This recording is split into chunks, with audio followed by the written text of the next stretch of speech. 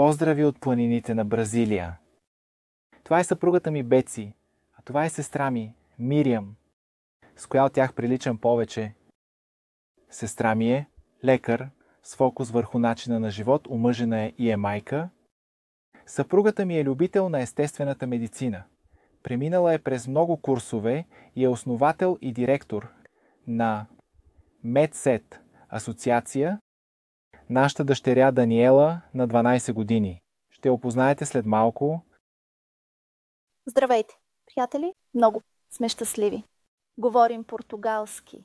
Сме благодарни за технологията, която превежда на вашия език. Вибрираме от благодарност, че можем да споделим тема, която ни е донесла. Толкова физическо благополучие, но също така радост и мир в душата. Основната мотивация да се грижим за здравето идва с помощта на Бога, за да можем да имаме по-ясен и чувствителен ум, за да чуем и разберем Неговото Слово. Господ Бог ни е дал подробен здравен наръчник чрез вдъхновението в Неговото Слово. Чрез книгата на Елен Уайт, която ще оставим в описанието на това видео, препоръчваме на всички, които търсят физическо, психично и духовно изцеление. 8 естествени лекарства на Бога са хранене, упражнения, вода, слънце, умереност, чист въздух, почивка и доверие в Бога. Хранене. И така, Мириам, коментирай принципите на храненето. Независимо от културата и специфичните хранителни навици на всяка страна, можете да коригирате, променяте или спирате всичко, което е вредно. И едно предложение. Не правете рязка промяна за семейството. Помолете се на Бога за мъдрост, за да имате положителен опит и вдъхновяващи спомени. Изпробвайте някои рецепти и постепенно въвеждайте нови концепции. Някои основни принципи. Битие 1:29 ни предоставя перфектно меню, свежо от ръцете на Създателя, още преди първото хранене на Адам и Ева. Плодове, зърна, семена, ядки, по-късно зеленчуците. Кореноплодите бяха въведени. Опитайте се да ядете колкото се може по-цялостно, богато на фибри. Каквото можете да ядете, сурово. Питайте се да го ядете сурово. Фибрата намалява риска от сърдечни заболявания, рак, диабет и затлъстяване. Къде намерим фибри? Ядейки пресни, сурови плодове и зеленчуци. Всеки ден покълването на зърната е отличен вариант. Яжте повече цели зърна. Кафяво рис и пълнозърне с хляб вместо бял. Боб, леща, ядки и семена, листа и зеленчуци. Планирайте не повече от 3 хранения, като първото, сутринта, да бъде най-богато, като на крал. Второто хранене, в началото на следобеда, да бъде като на принц. А ако трето хранене има в края на следобеда, нека бъде като на просяк, леко и в малки количества, лесно смилаемо. Плодовете са добър избор, както и препечен хляб. Не яжте между храненията, само пийте вода. За по-добро храносмилане, храненията трябва да имат интервал от 5 часа. Помежду си, повечето хора биха се чувствали много по-добре. Само с 2 хранения, сутрин и 1 на обяд, около средата на следобеда, особено ако имате по-седяща рутина и достатъчно телесни запаси. Вкъщи ядем в 8 сутринта и в 2 следобед. Количество, което ни оставя доволни и енергизирани, и винаги интересно да се направи разходка след хранене. Помага за намаляване на глюкозата в кръвта. Сега един въпрос. Ами ако нямам пари да купя месо или малко кравичка за мляко, По-добре за твоето здраве. Знаете ли, когато става въпрос за всяка храна от животински произход – месо, пиле, риба, сирене, мляко, яйца, колкото по-малко ядем, толкова по-добре нашето семейство също избра вегетарианството. Вижте, холестеролът е суровината за образуването на половите хормони естроген, прогестерон, тестостерон. Колкото по-голямо е количеството на приетия холестерол, толкова по-голямо е хормоналното неравновесие, стимулира рака в репродуктивните органи, при жените основно гърди, яйчници, матка, а при мъжете рак на тестисите и простатата. Увеличеното консумиране на яйца благоприятства ранното озряване дори преди подходящия период в юношеството. също така тези храни от животински произход са киселинни и предизвикват болки в ставите, което е характерно за автоимунните и ревматични заболявания. Също така намалете до минимум консумацията на захар. Той намалява способността на белите кръвни клетки, които са защитниците на имунната система, да фагоцитират, т.е. да поглъщат инвазивните микроби. Без да е приел захар, един левкоцит е способен да унищожи 14 бактерии за половин час за само 6 чайни лъжички захар.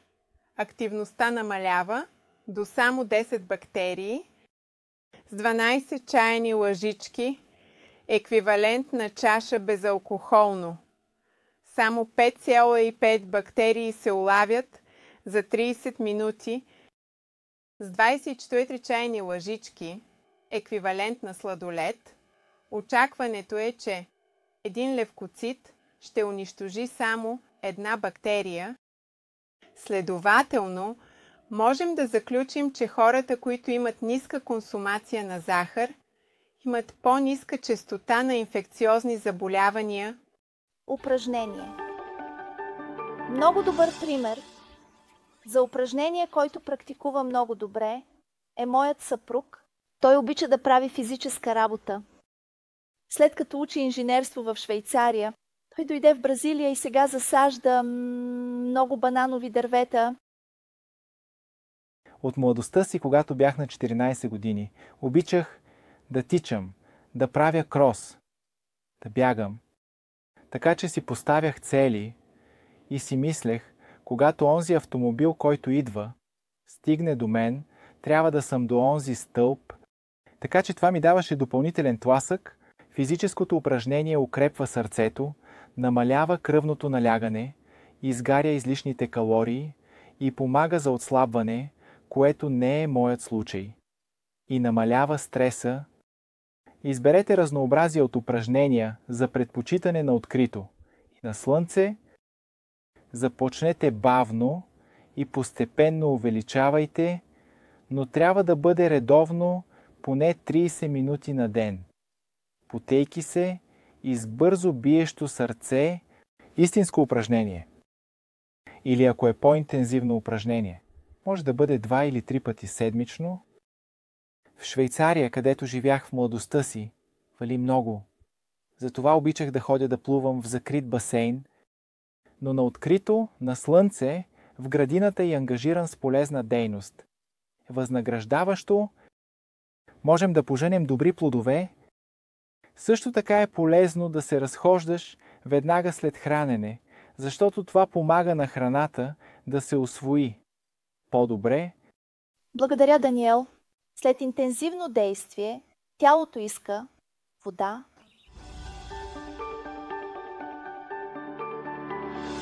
Така че Мириам изрази ползите от това лекарство.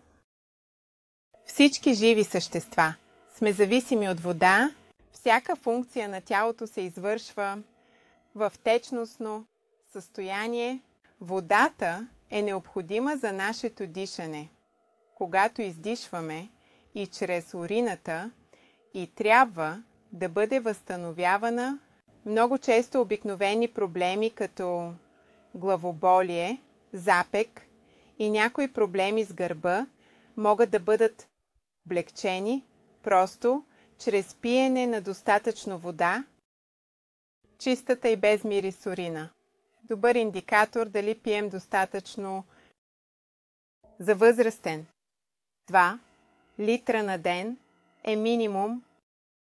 Наскоро увеличих собственото си приемане на вода до 3 литра и това трябва да се приема 2 часа след хранене.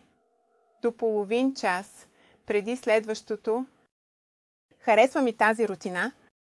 Веднага след събуждане до половин час преди закуска. Планирайте да изпивате 2 до 4 чаши вода между закуската и обяда. Още 2 до 4 чаши и 2 часа след обяд. Започнете отново да пиете, опитвайки се да изчислите последната чаша да бъде доста преди лягане, за да нямате много прекъсната нощ.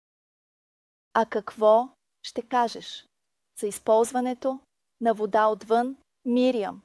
Мисля, че е тема, която ти харесва, студена вода. Да, но след няколко минути в много топла вода, накрая ежедневната баня, когато е възможно, е много освежаваща и обичам да насърчавам контрастния душ с няколко смени на гореща вода, 2 до 3 минути и студена, която е по-кратка, от половин до 1 минута. Практикуваме това ежедневно и с дъщеря ни, откакто е новородена, и това много помага на защитите на имунната система. В ежедневието ние се ограничаваме до смяна на горещо и студено, но при първия знак на инфекция увеличаваме смените. Направи триене на тялото с растително масло, особено в областта на кръста. Този механичен стимул освобождава хормони на радостта. Лусалар Даниела.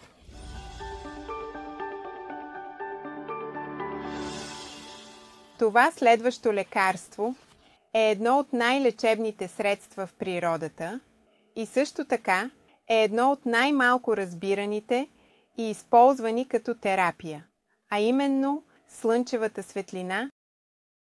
Моята племенница Даниела, разкажи ни за ползите от това лекарство с тази толкова светла кожа. Страхуваш ли се да се излагаш на слънце? Не, Лелио, слънцето не е враг, но трябва да знаем как да извлечем ползите от него. Хората с такава светла кожа, като мен, трябва да започнат с 10 минути и постепенно да увеличават, подготвяйки кожата да приема добра доза слънце директно. Винаги трябва да бъдем много внимателни, за да не получим изгаряния. Знаеш ли, че дори храненето е свързано с реакцията на слънцето? Има диета с ниско съдържание на мазнини и протеини. Бяха проведени изследвания с зайци, като част от тях бяха изложени на диета от сурови зеленчуци, а другата група беше хранена с храна, богата на мазнини и животински протеини, така че изложили и двете групи на ултравиолетови лъчи и зайците с мазна храна. Развили рак на кожата, докато зайците на суровата растителна диета останали защитени. Хората с диета, богата на мазнини, развиват рак на кожата по-лесно. Каква жалост! Но е много интересно. Зайчетата също се възползват от диета, богата на фибри, с трева и слама.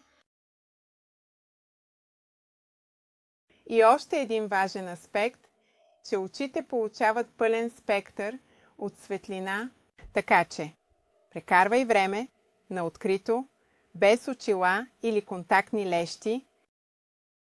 Чух също, че слънчевата светлина намалява кръвното налягане, понижава холестерола и унищожава бактерии и вируси. И може би най-коментираното напоследък е, че преобразува холестерола точно под кожата. Витамин D. И днес повечето хора имат недостиг на витамин D. Да, този витамин укрепва костите. Помага за предотвратяване на диабет, рак, сърдечно-съдови заболявания. Подобрява нашия имунитет, защото с излагането на слънце броят на белите кръвни клетки, защитните войничета, се увеличава и убива вирусите и бактериите и е страхотно лекарство срещу депресията. Сега ще говорим за друга. Има друго лекарство – умереност.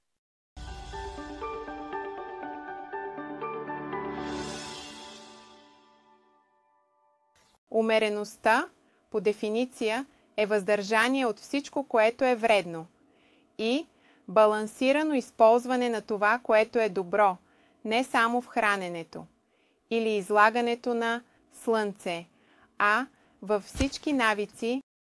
Цигарите вредят практически на всеки орган в тялото ви. Повечето пътно-транспортни происшествия включват употреба на алкохол. Тези, които пият алкохолни напитки, имат по-голям шанс да използват незаконни наркотици. Кафето – популярна, легализирана дрога и, разбира се, предизвиква зависимост. Заменете старите навици с по-добри. Получете подкрепа от семейството и приятелите. Доверявайте се на силата на Бога, за да победите. Чист въздух.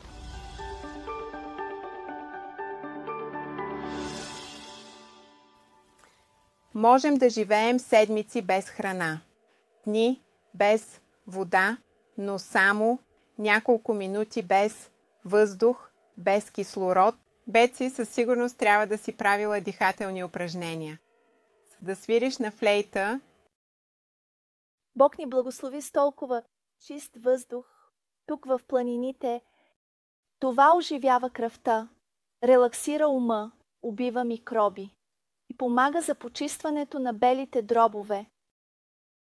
Дишайте през носа, не пушете и избягвайте да стоите на места с замърсен въздух. Дръж тялото си изправено и следете позицията си на стола.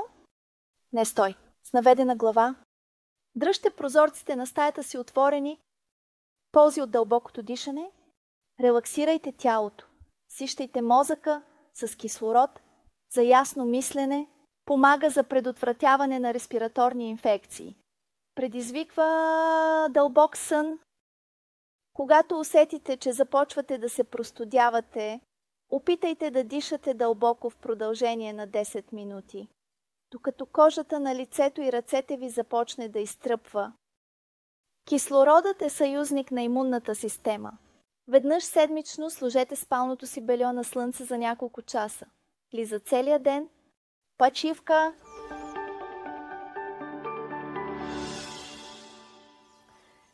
Знаеш ли тайната на много ефективна маска за лице? Запиши. Добра нощ за сън. Какво още, Даниела? Не е нужно да лягаш и да спиш. За да можеш да се отпуснеш, вече само една промяна в рутината, правейки нещо различно. От предишната дейност вече благоприятства релаксацията. Така че, носенето на камъни след тежък урок по математика е релаксиращо. Точно така. След като носиш камъни, можеш да се отпуснеш, като четеш книга. Така че, да редувате между физическа и умствена работа е един от начините. Също така разходката в красотата на гората, след интензивен стрес. Приложи това, Даниела, в твоята учебна рутина. Направи пауза, разходи се, пий вода, слънце и въздух и твоята концентрация и памет ще се обновят. Сега, що се отнася до нощния сън? Ето някои препоръки. Спи 7 до 8 часа всяка нощ. Важно е да легнете. Когато стомахът ви вече е приключил с храносмилането, яжте рано, около 2. До 3 часа преди да заспите. И лека храна, и също така сънят е най-сладък през нощта, когато е предшестван от физическа активност. Тези, които тренират мускулите си през деня, спят добре през нощта. Мъдрият Соломон казва: сладък е сънят на работника, независимо дали яде малко или много, но изобилието на богатия не му позволява да спи. Също така, да имаш спокойно съзнание и да бъдеш в мир с всички. Интересно е как всички лекарства са свързани помежду си. Никакъв алкохол, цигари и кофеин. Отвори прозорците и остави чистия въздух да влезе в настройките на телефона или приложението си. Правете екрана си по-червен, което намалява количеството синя светлина. Колкото по-малко време прекарвате на телефона си или на друг екран преди сън, толкова по-добре. Четете 20 минути Библия преди сън, тъй като това предотвратява нощните страхове. Намалете светлините в стаята си, особено белите и сините. Помолете се на Бога. Да спите добре. Добре, да спим. Увеличава бързината и креативността през деня. Намалява риска от пътно-транспортни происшествия. Увеличава способността да учите и да запомняте това, което сте научили. И подобрява способността да се справяте с болката. Съществено е да имате един ден за почивка седмично. И много помага да имате годишен период за ваканция. Ела да ме посетиш отново. През ваканцията, Даниела. Плановете вече са готови. Доверие в Бога.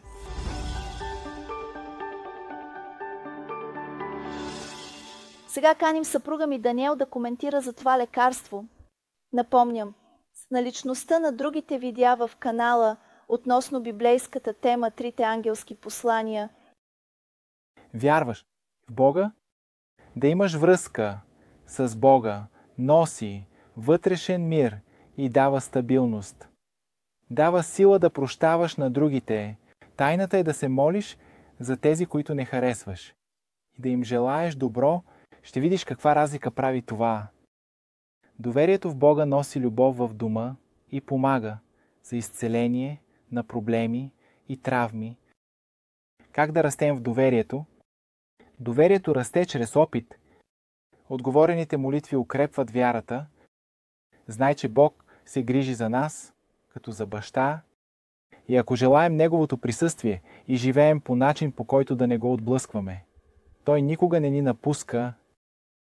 Да се молиш и да говориш с Бога като с приятел, това ни дава сили да се справим с предизвикателствата на живота. Затова също се нарича тишането на душата. Имаме тук, в нашата градина, едно местенце, където обикновено се моля. Ако е в твоя дом, отдели специално място, само за да говориш с Бога. Затвори тогава вратата и потърси Неговото присъствие. И аз обичам да се моля вечер. Както правеше Исак, Даниел и Давид отделяха 3 пъти на ден, за да проведат малък разговор с Твореца. Когато влизаме в духовния контекст, желаем тук да включим някои акценти относно връзката между ума и тялото. 9 от 10 заболявания имат произход в ума. Някакво смущение в дома може би дори разяжда самата душа.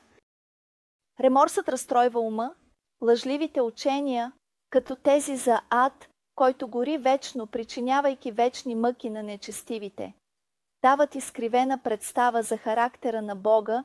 Религията на Христос, далеч от това да причинява лудост, едно от най-ефективните му лекарства, мощен успокоител за нервите. И за да завършим този подход към здравето, ще засегнем една тема, която рядко се поставя под въпрос, но е толкова важна за здравето на жените, че половината от женските заболявания са причинени от грешки в облеклото. Ще оставя вас две да коментирате. Всъщност някога ли те е разпитвал лекарят ти относно облеклото ти? Рядко се съгласява. Но тази липса не намалява важността на това да вземем предвид някои съображения. Първо, перфектното здраве изисква перфектна циркулация. Това обаче не може да се постигне, когато крайниците, ръцете и краката, които са далеч от жизнено важните органи, са студени и незащитени от недостатъчно облекло, докато 3 или 4 пъти повече дрехи се носят върху тялото, където са жизнено важните органи, запушвайки сърцето, стомаха, черния дроб и тазовите органи с излишна кръв. Второ, всяка част от облеклото трябва да е прилепнала към тялото по такъв начин, че да не пречи на кръвообращението, нито на свободното и пълно дишане, да не оставя следи по кожата. Също така да улеснява свободните движения и правилната стойка. Обърнете внимание дори и на интимната си част.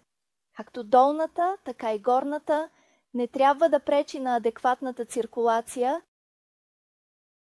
Трето, предложението, също библейско, в Второзаконие 22 стих 5. Вместо да носите толкова модните дънки, които тендем да поддържат интимната зона влажна и задушна, по-здравословен вариант ще бъде специфично женската дреха, която е роклята, или полата, осигуряваща по-добра вентилация, комбинация с навици за интимна хигиена, намалява сериозни гинекологични и уринарни проблеми, наред с много други. Накрая, със сигурност има само едно леко докосване на теми, в които можем и трябва да задълбочим нашето изучаване и размисъл. Нека бъде волята на Бога. И ако това е твоето желание, хващай се за това обещание. Бог е този, който действа в нас, както да искаме, така и да извършваме. Според Неговата добра воля. Филипяни 2.13. Вяра, победа.